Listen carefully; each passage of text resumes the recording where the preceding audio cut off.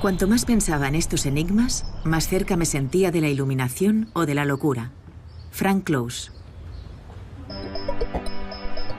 El espacio entre las estrellas y entre las galaxias, y el que existe entre el núcleo de un átomo y sus electrones, está vacío aparentemente. Pero, ¿qué es el vacío? ¿Es un espacio en el que no hay absolutamente nada? Mientras se recupera de su fractura de tibia y peroné, Punset charla mediante videoconferencia con Frank Close, profesor de física de la Universidad de Oxford, para saber qué es la nada y el vacío. Además, en su sección, Elsa Punset nos explica cómo nos arreglamos para intentar comprender el universo con nuestros sentidos limitados y se pregunta qué podemos hacer para que el cerebro sea un poco más ágil y astuto.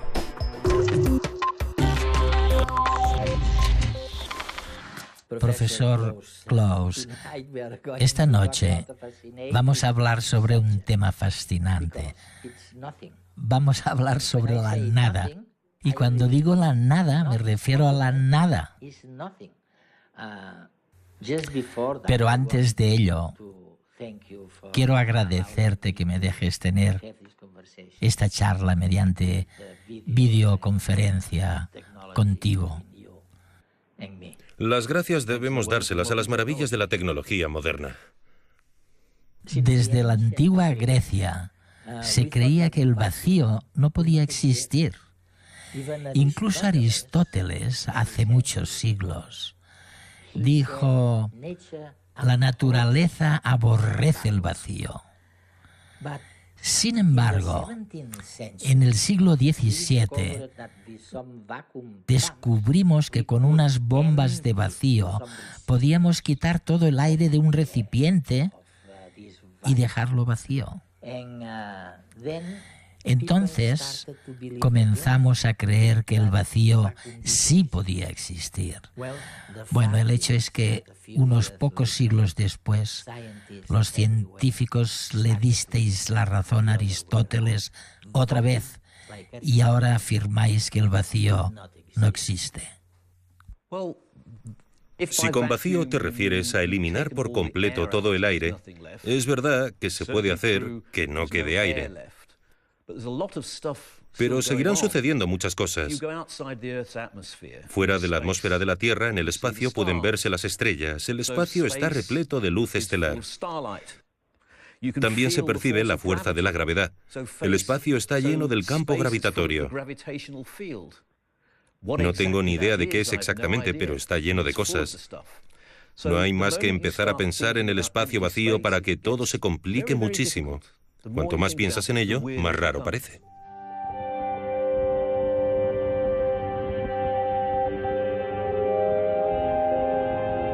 Los científicos han aprendido muchas cosas sobre el universo, pero todavía hay algunas cuestiones que solo los filósofos se atreven a contestar. Una de estas preguntas es: ¿existe la nada? Este cuarto, por ejemplo, no está vacío. Pero si quitáramos todos los muebles, seguiría lleno de aire. Si el cuarto estuviera sellado herméticamente, podríamos quitar todo el aire con unas bombas especiales. Ya no tendríamos átomos dentro de este espacio. No habría materia. Pero seguiría sin estar vacío.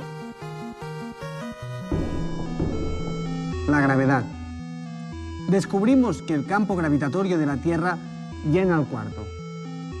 Y al encontrar el norte en una brújula, nos damos cuenta de que hay un campo magnético. Pero supongamos que también vaciáramos el cuarto de todo ello. Para eliminar el campo gravitatorio, no basta con borrar del mapa la Tierra. Como la gravedad de los cuerpos celestes atraviesa todo el universo, tendríamos que hacer desaparecer todas las galaxias, estrellas, nebulosas y todos los objetos, incluido yo mismo.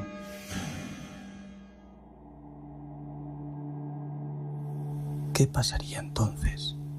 ¿Tendríamos un lugar realmente vacío? ¿Una especie de matriz espacial? ¿Un lugar donde realmente no hay nada?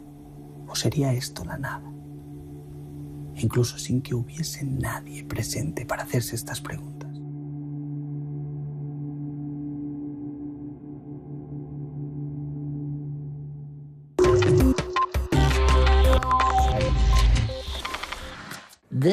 ¿Existe el espacio con independencia de los objetos? O sea, si pudiéramos eliminar todas las estrellas y las rocas y la luz, ¿el espacio permanecería? ¿O la eliminación de la materia acabaría también con el espacio? Menuda pregunta más profunda. Precisamente es la pregunta que de niño hizo que me interesara por todo este asunto de la nada. Solía preguntarme, ¿qué pasaría si pudieran eliminarse todas las estrellas, todos los planetas?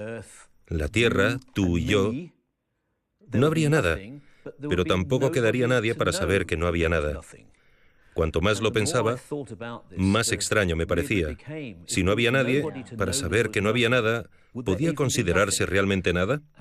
Y decidí que si seguía pensando tanto en eso, acabaría loco. Bueno, decidí que me dedicaría a la física para intentar responder a esa pregunta. Hoy en día seguimos sin saberlo. La gran pregunta filosófica consiste en saber si el espacio existe solamente porque hay cosas que lo definen, cual matriz que muestra dónde está el espacio. Es decir, si el espacio que contiene las cosas existe por derecho propio o si lo necesitamos para contener la nada. Es una pregunta muy profunda que trasciende con creces cualquier respuesta fácil de la ciencia, aunque los filósofos obtienen una gran satisfacción preocupándose por estos temas. He aquí el problema con la nada. Cuanto más intentas acercarte a ella, más se aleja. Resulta dificilísimo descifrar el concepto. ¿Y si en lugar de todo el universo eliminásemos todo solamente de un espacio definido, de una región determinada del espacio? Lo que quedaría sería la nada primordial, el vacío de que estamos hablando. En la actualidad diríamos que sí.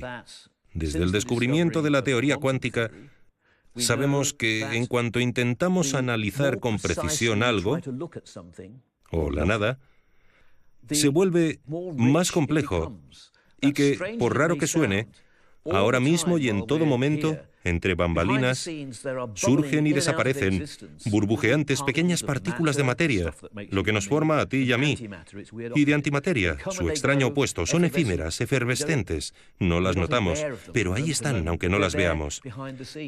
De hecho, la teoría sostiene, y los experimentos así lo confirman, que siempre están presentes.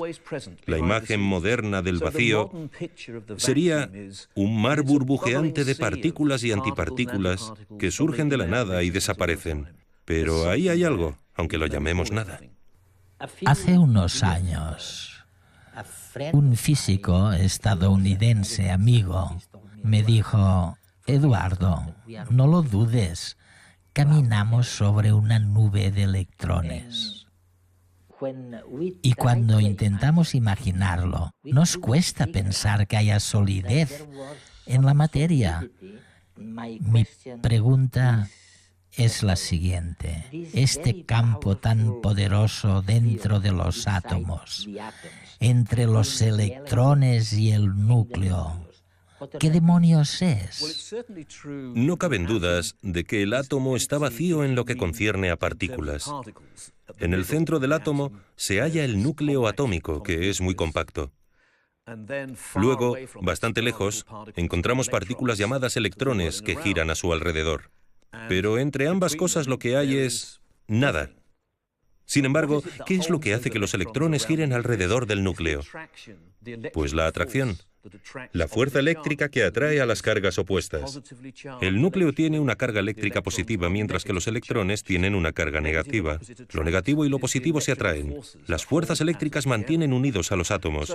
Vamos, que aunque el interior del átomo esté vacío desde el punto de vista de las partículas, está muy lleno de fuerzas electromagnéticas. Cuando choco las manos entre sí, las fuerzas eléctricas de los átomos impiden que una mano atraviese la otra. Así pues, aunque los átomos estén muy vacíos, si pensamos en partículas, están muy llenos de fuerza. La materia no está realmente vacía, sino repleta de fuerzas. Por más sólido que parezca un objeto, un martillo, por ejemplo, a escala atómica la materia es etérea. En realidad, las partículas de las que están hechos los átomos ocupan un espacio completamente desdeñable. El átomo es, prácticamente, un espacio vacío. Mira el punto al final de esta oración. Su tinta tiene unos 100.000 millones de átomos de carbono. Si quisiéramos ver algunos de estos átomos a simple vista, tendríamos que agrandar el punto hasta que midiese unos 100 metros de diámetro. Esto nos muestra lo pequeños que son los átomos. Pero si quisiéramos ver el núcleo atómico, compuesto por protones y neutrones, tendríamos que seguir aumentando el tamaño del punto hasta que midiera 10.000 kilómetros. Un protón o un neutrón ocupan apenas la 10.000ª parte del átomo. Y si ampliáramos el punto 25 veces la órbita de la Luna alrededor de la Tierra, veríamos los quarks, unas partículas de las que están hechos los protones y neutrones. Las partículas que componen el átomo son tan pequeñas que el mismo átomo parece vacío. ¿Por qué es sólida la materia entonces si los átomos están casi vacíos? En realidad, el espacio dentro del átomo está lleno de un campo electromagnético poderosísimo. Este campo mantiene los electrones unidos al núcleo atómico e impide que los átomos se atraviesen entre ellos. Sin este campo magnético, no existirían las caricias ni los golpes, y el universo sería tan insustancial como la nada.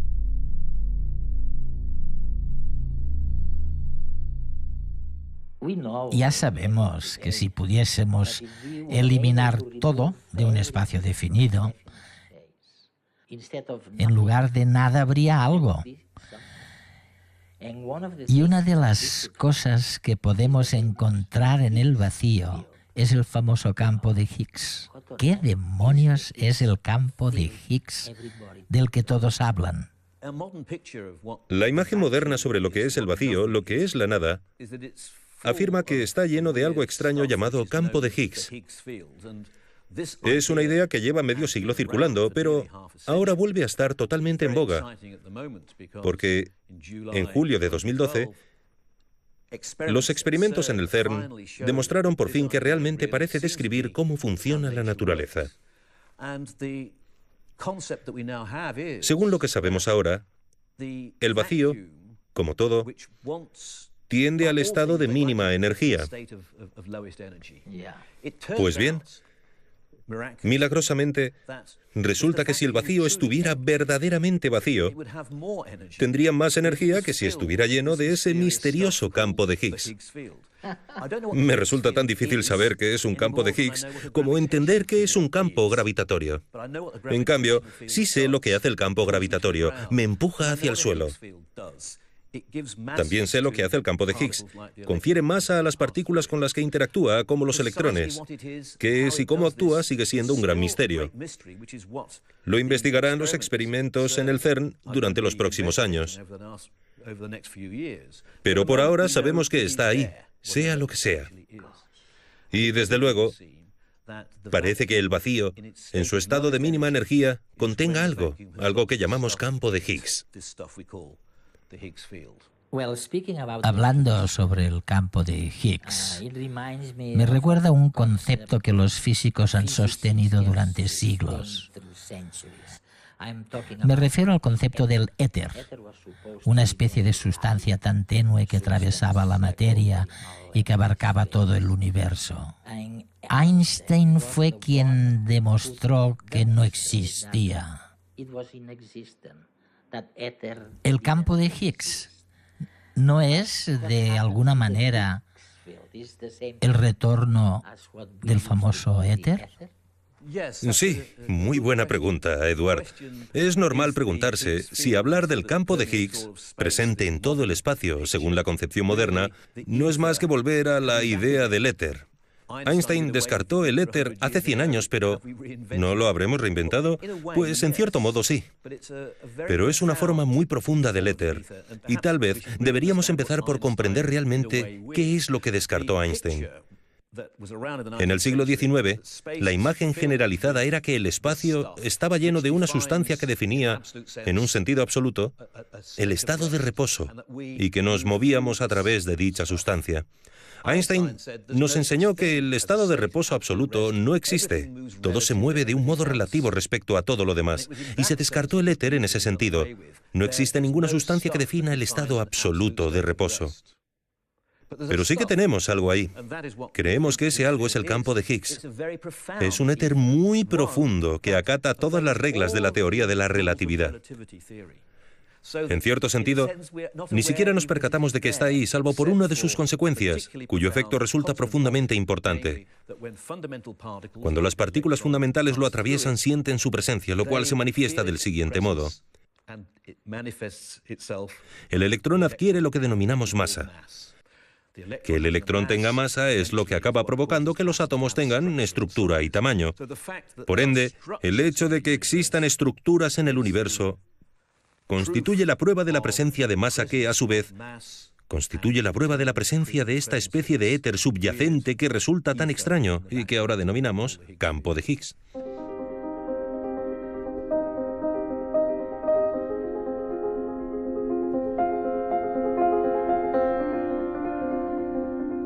Imaginaros que un día descubrís en vuestras casas un salón que nunca habíais visto. Y dentro de ese salón encontráis varias puertas. Y al abrirlas veis más salones con más puertas. Esto es lo que les sucede a los físicos que estudian el universo. Curiosamente, a cada puerta que se abre con el avance científico, se desvelan otras que permanecen sin abrir. Cuanto más sabemos, más aumenta el volumen de lo que desconocemos. Ese es el camino que hemos seguido en la indagación sobre la naturaleza de la nada. Cuanto más hemos investigado sobre algo que parecía sencillo, el vacío, hemos visto que el asunto era mucho más extraño y complejo de lo que parecía. Todos conocemos las 4 fuerzas o las interacciones fundamentales: la gravedad, el electromagnetismo, la nuclear débil y la nuclear fuerte. Pero parece que si no fuera por los efectos del vacío, la intensidad de todas las fuerzas sería igual. No sería como ahora, con una gravedad muy débil, un electromagnetismo muy fuerte. Si esto es cierto, el vacío es lo que decide no solo la fuerza de las interacciones fundamentales, sino cómo es la estructura de la realidad. Sí, la física cuántica demuestra que el vacío no está vacío. Aunque no te hubiera hablado del campo de Higgs, la teoría cuántica demostró hace ya 100 años que el vacío no está vacío. Y que, cuanto más atentamente se examina, más se manifiestan lo que denominamos fluctuaciones virtuales, partículas y antipartículas que surgen y rápidamente desaparecen. Aunque parezca ciencia ficción, los experimentos corroboran que esto es así.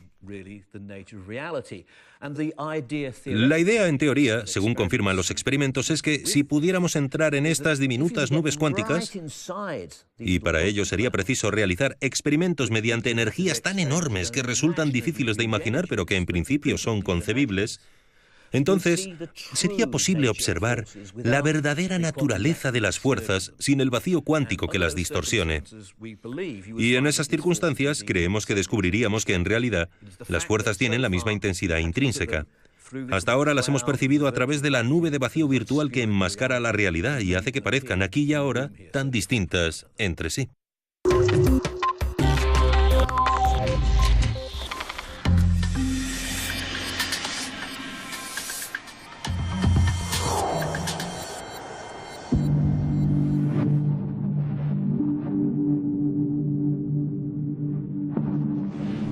Los humanos nos preguntamos una y otra vez sobre el vacío, sobre el alma, sobre el amor y la vida. Y para encontrar respuestas a estas grandes preguntas dependemos de nuestro cerebro, que es como una pequeña caja negra a la que le llega información a través de 5 ventanas. Nuestros 5 sentidos. Todos los seres vivos, para comprender lo que nos rodea, dependemos de nuestros sentidos.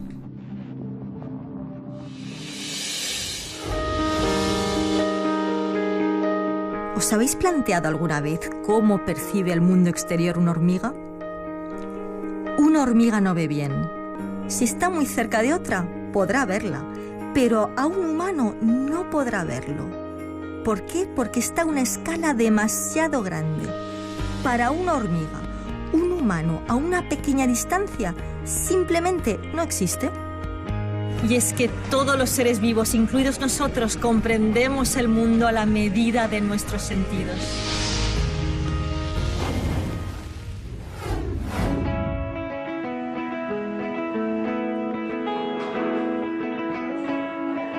El cerebro hace lo que puede con los medios que tiene, pero como cualquier estructura física tiene limitaciones. Y vamos a comprobarlo en este restaurante a oscuras.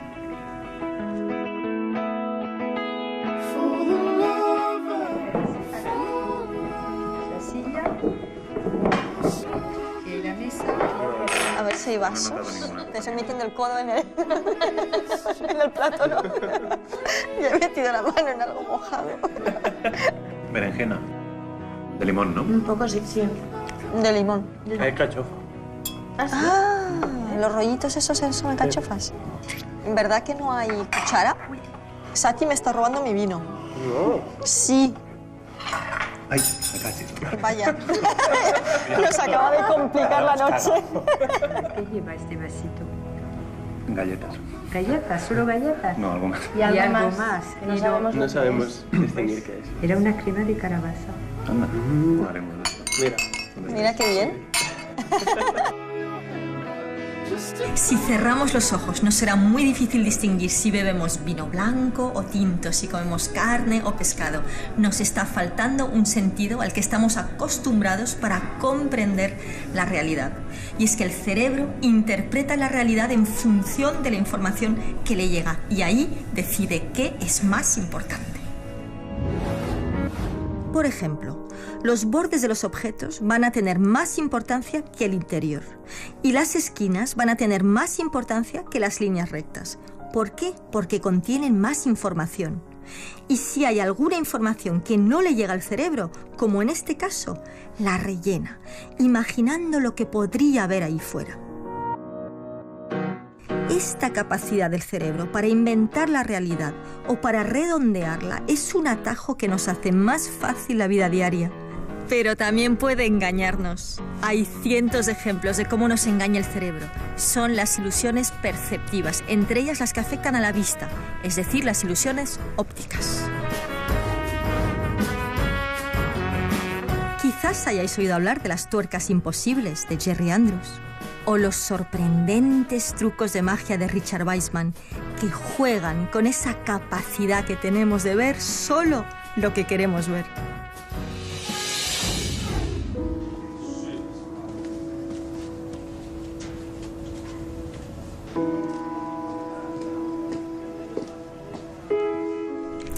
Es difícil evitar que el cerebro nos engañe, pero ¿podemos hacer algo para que sea un poco más ágil y astuto? El neurólogo Lawrence Katz recomienda lo que llama neurobics, es decir, una especie de gimnasia de las neuronas que aumenta las conexiones entre las células cerebrales. Vamos a ejercitar nuestros sentidos.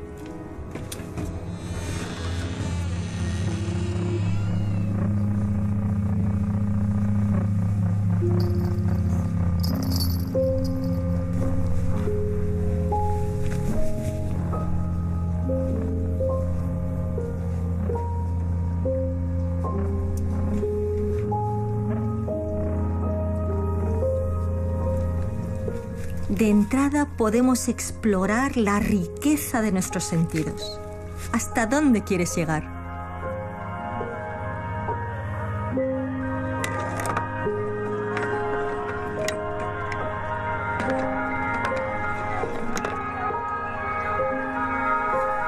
En la vida diaria tendemos a hacer siempre lo mismo. Para crear nuevos caminos neuronales, para estar más abierto a la realidad, estira tus neuronas, sorpréndelas, sácalas de su rutina.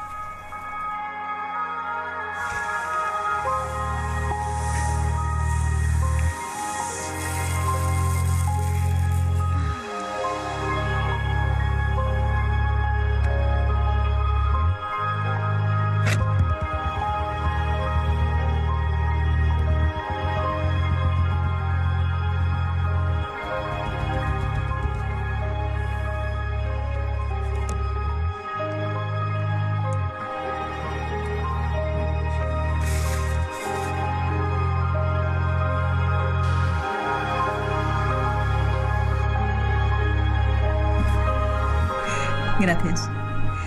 Este es un recorrido que propone la Compañía del Teatro de los Sentidos. Hay muchas más cosas que podemos hacer en nuestra vida cotidiana para ejercitar el cerebro. Potencia tus sentidos, no solo la vista y el oído. Intenta hacer cosas con los ojos cerrados, por ejemplo, ducharte o vestirte, y así potenciarás otros sentidos menos habituales. Utiliza tu mano no dominante de vez en cuando, para comer o para lavarte los dientes. Cambia objetos familiares de sitio, como la papelera, un lapicero o una lámpara. O cambia de ruta para ir a los sitios habituales.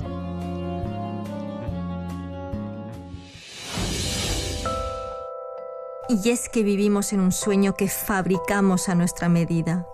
No podemos escuchar los ruidos cósmicos, ni siquiera podemos percibir lo que oye un murciélago o ver cómo ve un búho. Lo que no vemos o no sentimos es fácil creer que no existe. Por ello, durante siglos hemos buscado respuestas rígidas para simplificar nuestras vidas y asegurar la obediencia del grupo y del individuo. Afortunadamente también podemos potenciar nuestra capacidad de estar abiertos a lo inesperado, a lo inhabitual, para sorprendernos y descubrir día a día una realidad compleja y apasionante. No es magia, es inteligencia emocional.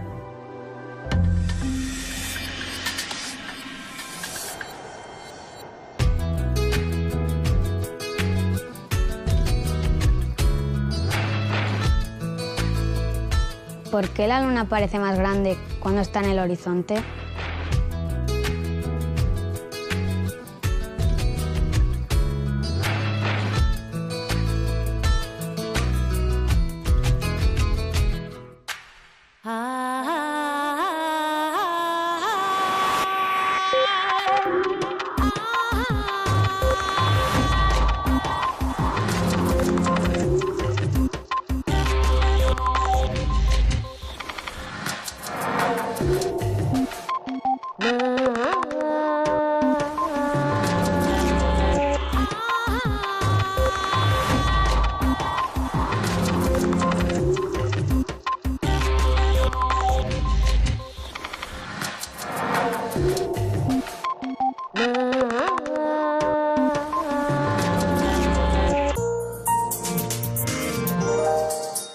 Determinada del espacio.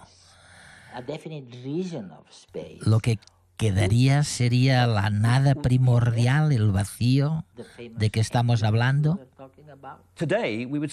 En la actualidad diríamos que sí. Desde el descubrimiento de la teoría cuántica, sabemos que en cuanto intentamos analizar con precisión algo, o la nada, se vuelve más complejo y que, por raro que suene, ahora mismo y en todo momento, entre bambalinas, surgen y desaparecen burbujeantes pequeñas partículas de materia, lo que nos forma a ti y a mí, y de antimateria, su extraño opuesto. Son efímeras, efervescentes, no las notamos, pero ahí están, aunque no las veamos. De hecho, la teoría sostiene, y los experimentos así lo confirman, que siempre están presentes. La imagen moderna del vacío sería un mar burbujeante de partículas y antipartículas que surgen de la nada y desaparecen. Pero ahí hay algo, aunque lo llamemos nada. Hace unos años Un físico estadounidense amigo me dijo: Eduardo, no lo dudes, caminamos sobre una nube de electrones. Y cuando intentamos imaginarlo, nos cuesta pensar que haya solidez en la materia. Mi pregunta es la siguiente: este campo tan poderoso dentro de los átomos, entre los electrones y el núcleo, ¿qué demonios es? No caben dudas de que el átomo está vacío en lo que concierne a partículas. En el centro del átomo se halla el núcleo atómico, que es muy compacto. Luego, bastante lejos, encontramos partículas llamadas electrones que giran a su alrededor. Pero entre ambas cosas lo que hay es nada. Sin embargo, ¿qué es lo que hace que los electrones giren alrededor del núcleo? Pues la atracción, la fuerza eléctrica que atrae a las cargas opuestas. El núcleo tiene una carga eléctrica positiva, mientras que los electrones tienen una carga negativa. Lo negativo y lo positivo se atraen. Las fuerzas eléctricas mantienen unidos a los átomos. Vamos, que aunque el interior del átomo esté vacío desde el punto de vista de las partículas, está muy lleno de fuerzas electromagnéticas. Cuando choco las manos entre sí, las fuerzas eléctricas de los átomos impiden que una mano atraviese la otra. Así pues, aunque los átomos estén muy vacíos, si pensamos en partículas, están muy llenos de fuerza. La materia no está realmente vacía, sino repleta de fuerzas. Por más sólido que parezca un objeto, un martillo, por ejemplo, no le llega al cerebro, como en este caso, la rellena, imaginando lo que podría haber ahí fuera. Esta capacidad del cerebro para inventar la realidad o para redondearla es un atajo que nos hace más fácil la vida diaria. Pero también puede engañarnos. Hay cientos de ejemplos de cómo nos engaña el cerebro. Son las ilusiones perceptivas, entre ellas las que afectan a la vista, es decir, las ilusiones ópticas. Quizás hayáis oído hablar de las tuercas imposibles de Jerry Andrews o los sorprendentes trucos de magia de Richard Wiseman, que juegan con esa capacidad que tenemos de ver solo lo que queremos ver.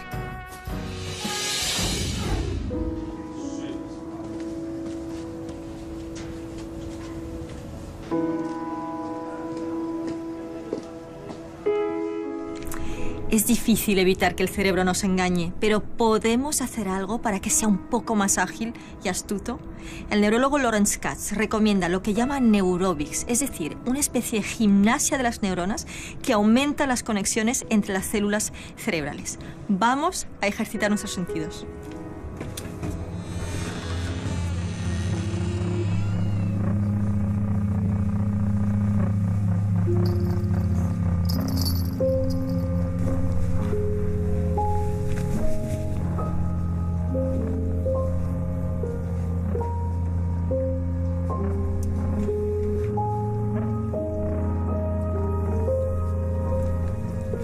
De entrada podemos explorar la riqueza de nuestros sentidos. ¿Hasta dónde quieres llegar?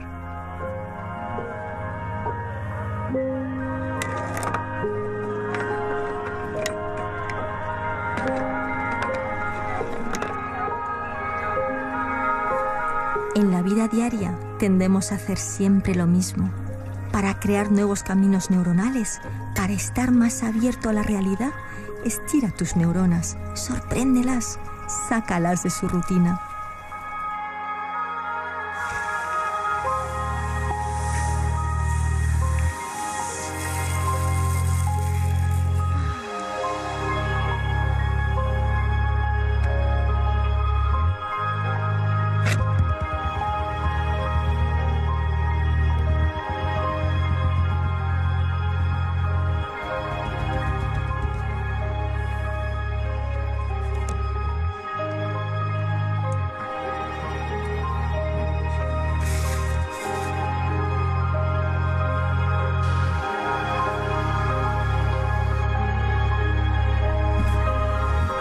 Gracias. Fascinante. Vamos a hablar sobre la nada. Y cuando digo la nada, me refiero a la nada. Pero antes de ello, quiero agradecerte que me dejes tener esta charla mediante videoconferencia contigo. Las gracias debemos dárselas a las maravillas de la tecnología moderna. Desde la antigua Grecia se creía que el vacío no podía existir. Incluso Aristóteles, hace muchos siglos, dijo: la naturaleza aborrece el vacío. Sin embargo, en el siglo XVII descubrimos que con unas bombas de vacío podíamos quitar todo el aire de un recipiente y dejarlo vacío. Entonces comenzamos a creer que el vacío sí podía existir. Bueno, el hecho es que unos pocos siglos después, los científicos le disteis la razón a Aristóteles otra vez y ahora afirmáis que el vacío no existe. Si con vacío te refieres a eliminar por completo todo el aire, es verdad que se puede hacer que no quede aire. Pero seguirán sucediendo muchas cosas.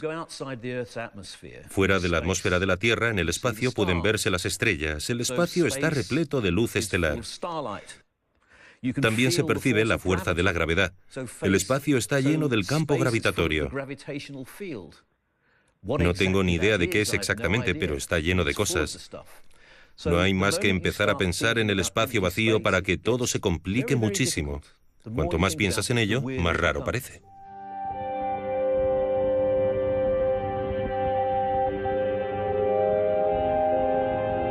Los científicos han aprendido muchas cosas sobre el universo, pero todavía hay algunas cuestiones que solo los filósofos se atreven a contestar. Una de estas preguntas es: ¿existe la nada? Este cuarto, por ejemplo, no está vacío. Pero si quitáramos todos los muebles, seguiría lleno de aire. Si el cuarto estuviera sellado herméticamente, podríamos quitar todo el aire con unas bombas especiales. Ya no tendríamos átomos dentro de este espacio. No habría materia. Pero seguiría sin estar vacío. La gravedad, incluido yo mismo.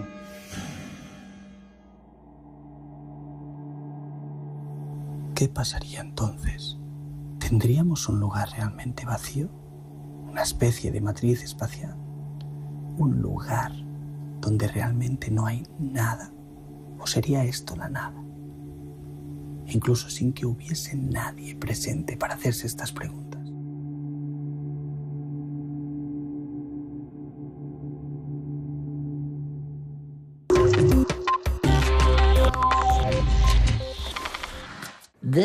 ¿Existe el espacio con independencia de los objetos?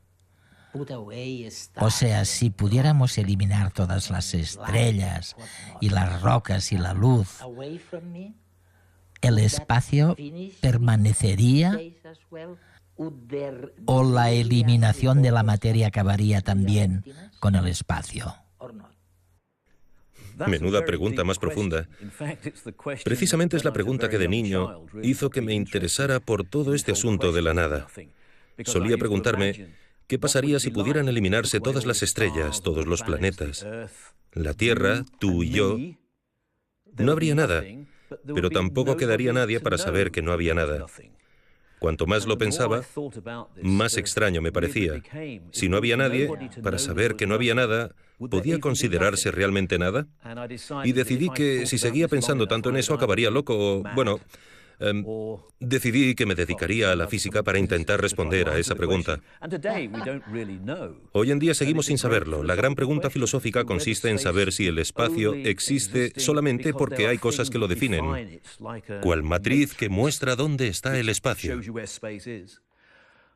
Es decir, si el espacio que contiene las cosas existe por derecho propio o si lo necesitamos para contener la nada, es una pregunta muy profunda que trasciende con creces cualquier respuesta fácil de la ciencia, aunque los filósofos obtienen una gran satisfacción preocupándose por estos temas. He aquí el problema con la nada. Cuanto más intentas acercarte a ella, más se aleja. Resulta dificilísimo descifrar el concepto. ¿Y si en lugar de todo el universo eliminásemos todo solamente de un espacio definido, de una región determinada del espacio? Lo que quedaría sería la nada primordial, el vacío de que estamos hablando. En la actualidad diríamos que sí. Desde el descubrimiento de la teoría cuántica, sabemos que en cuanto intentamos analizar con precisión algo, o la nada, se vuelve más complejo muchísimo. Cuanto más piensas en ello, más raro parece.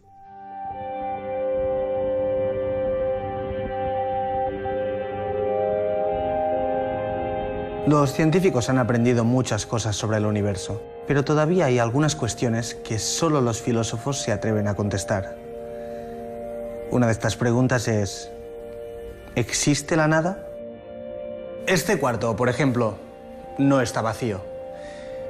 Pero si quitáramos todos los muebles, seguiría lleno de aire. Si el cuarto estuviera sellado herméticamente, podríamos quitar todo el aire con unas bombas especiales. Ya no tendríamos átomos dentro de este espacio. No habría materia. Pero seguiría sin estar vacío. La gravedad. Descubrimos que el campo gravitatorio de la Tierra llena el cuarto. Y al encontrar el norte en una brújula, nos damos cuenta de que hay un campo magnético. Pero supongamos que también vaciáramos el cuarto de todo ello. Para eliminar el campo gravitatorio, no basta con borrar del mapa la Tierra. Como la gravedad de los cuerpos celestes atraviesa todo el universo, tendríamos que hacer desaparecer todas las galaxias, estrellas, nebulosas y todos los objetos, incluido yo mismo.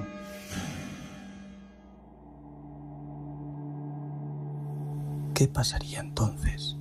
¿Tendríamos un lugar realmente vacío? ¿Una especie de matriz espacial? ¿Un lugar donde realmente no hay nada? ¿O sería esto la nada? Incluso sin que hubiese nadie presente para hacerse estas preguntas.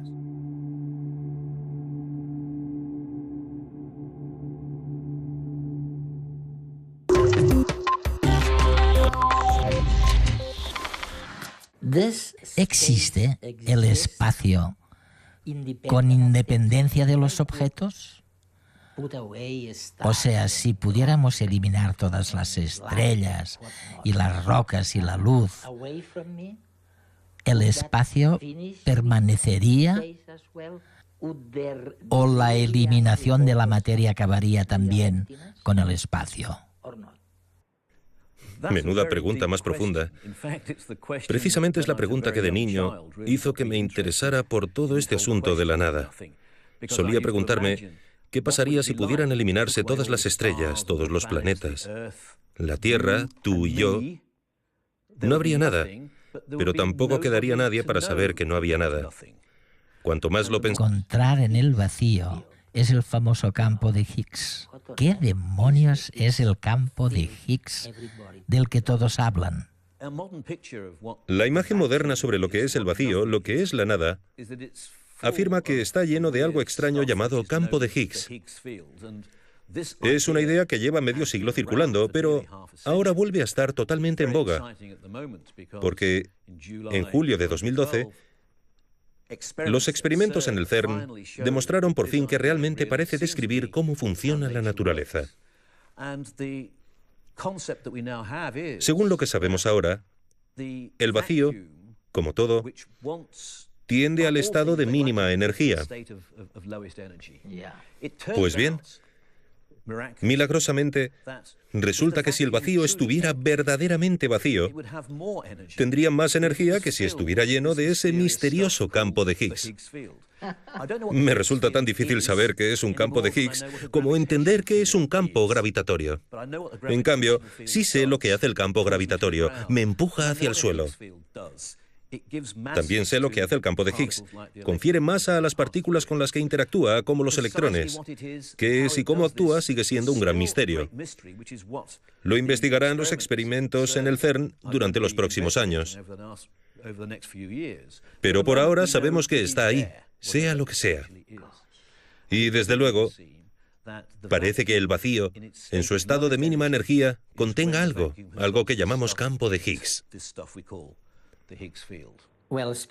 Hablando sobre el campo de Higgs, me recuerda un concepto que los físicos han sostenido durante siglos. Me refiero al concepto del éter, una especie de sustancia tan tenue que atravesaba la materia y que abarcaba todo el universo.